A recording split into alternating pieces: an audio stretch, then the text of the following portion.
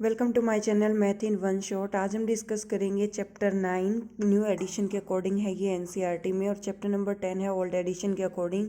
Class 9th का science का physics का पार्ट है ग्रेविटेशन। ग्रेविटेशन जो वर्ड है वो ग्रेविटी या ग्रेविटेशनल फोर्स से जनरेट हुआ है। और ग्रेविटी क्या होती है? वो फोर्स जो हमें अर्थ सरफेस से बाइंड करके रखती है, हमें जोड़ कर रखती है। हम स्टेबिलिटी से खड़े हो पाते हैं, बैठ पाते हैं, चल पाते हैं, चीज़ों को स्टेबिलिटी दे पाते हैं। ये सारी चीज़ें हमारी किसकी वजह से होती हैं? ग्रेविटी की वजह से होती हैं। तो यहाँ पर भी हम उन्हीं चीज़ों को डिस्कस करने वाले हैं। तो सबसे पहले हमारे पास है gravity.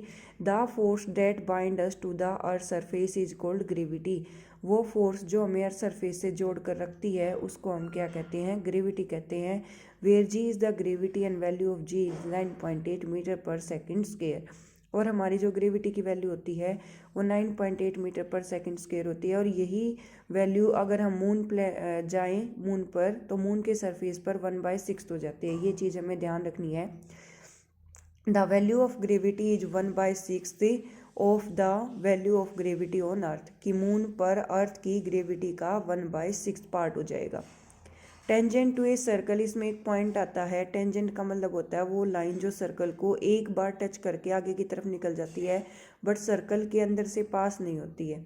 The line that touches the circle at one point but not passes through the circle is called tangent, and angle of tangent is always 90 degree. तो यहाँ पर gravity, the force that bind us to the surface is called gravity. A straight line that meets the circle at one and only one point, एक ऐसी line जो circle को सिर्फ एक और एक पॉइंट पर ही मिलती है।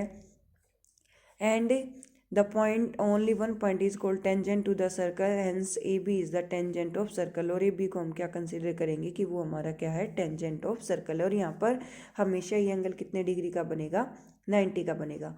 एक सर्कल के मैक्सिमम 2 पैरेलल टेंजेंट हो सकते हैं। तो ये भी ड्रॉ कर रखा है कि इसके पैरेलल यहाँ आ जाएगा CD, ठीक है, इससे ज़्यादा नहीं होंगे।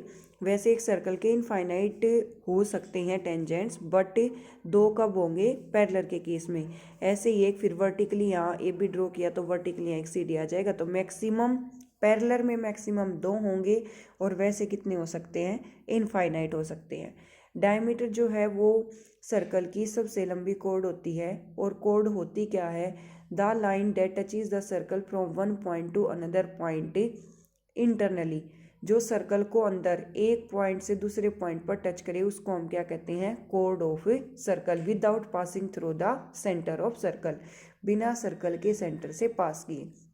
और the line date touches the circle from one point two another point but passes through the centre of circle is called diameter. एक ऐसी लाइन जो सर्कल को इंटरनली एक पॉइंट से दूसरे पॉइंट पर टच कर रही है, उसके साथ ही वो सर्कल के सेंटर से पास कर रही है, तो उसको हम क्या कहेंगे? Diameter of circle. Next point discuss करेंगे हम यूनिवर्सल लॉ ऑफ ग्रेविटेशन का। According to universal law of gravitation, gravitational force is directly proportional to product of mass, inversely proportional to square of distance between them. मैंने 2 particle से consider कर लिए, एक pen है, एक इसकी कैप है। इसका मास m1 है, इसका मास m2, और इनके बीच की डिस्टेंस ले ली d।